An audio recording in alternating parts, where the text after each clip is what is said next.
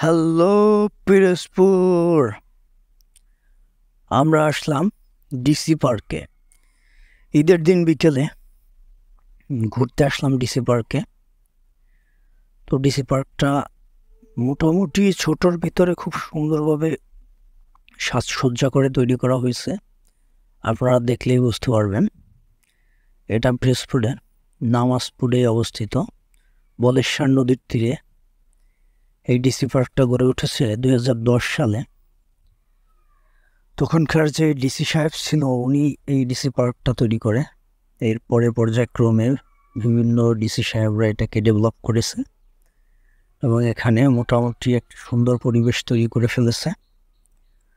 সবুজ এবং চারপাশে গাছগাছালি এবং দক্ষিণ সাইডে নদী থাকায় অনেকটা সুন্দর এবং মনোরম পরিবেশ। প্রচণ্ড বাতাস, এখানে খুব একটা গরম ছিল না, আর পরিবেশটা চমৎকার থাকাতে বিকাল টাইমটা খুব ভালো ছিল। ভিতরে সুন্দর করে দুটো স্টল আছে যেখানে চা, কফি, আইসক্রিম, কোল্ড ড্রিঙ্কস অনেক কিছু পাওয়া যায়। এরপরে বসার জায়গা আছে, দৃষ্টিনন্দন একটা পুকুরের মাঝখানে সেতু, যেটা দেখতে খুব ভালো লাগতেছিল, একটা সেলফি টাওয়ার। এরপরে আছে যে আই লাভ পিরোজপুর, এই জায়গাটাও খুব ভালো ছিল। এখানে আমি ছবি তুলতে গেছিলাম, প্রচণ্ড ভিড় থাকাতে সুন্দর করে ছবি নিতে পারতেছিলাম না।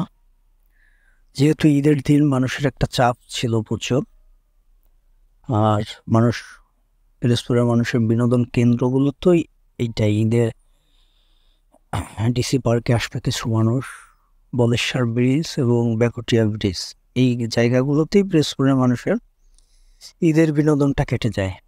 ঘোরাফেরা, আনন্দ, ফুর্তি, হালকা খাওয়া দাওয়া। ডিসি পার্কের বাইরেও কিছু দোকান ছিল, এর ভিতরে ফুচকা, চটপটি, আরও অনেক ধরনের খাবারের আয়োজন ছিল। তো বিশেষ করে ইয়াং জেনারেশন, উঠতি বয়সী ছেলেমেয়েরা প্রচুর আসছে এখানে ঘুরতে, এবং কিছু কাপল ছিল। মোটামুটি একটা সুন্দর, মনোরম এবং নিরিবিলি পরিবেশ ছিল। খুব একটা গ্যাদারিং ছিল না, মানুষের হয়ে হুল্লোড় একটু তো থাকবেই, এইসব পাবলিক প্লেসে, এটা মেনে নিতে হবে। তবে ভালো ছিল, ছোট আকারের পরিবেশটার ভিতরেও খুব ভালো ছিল।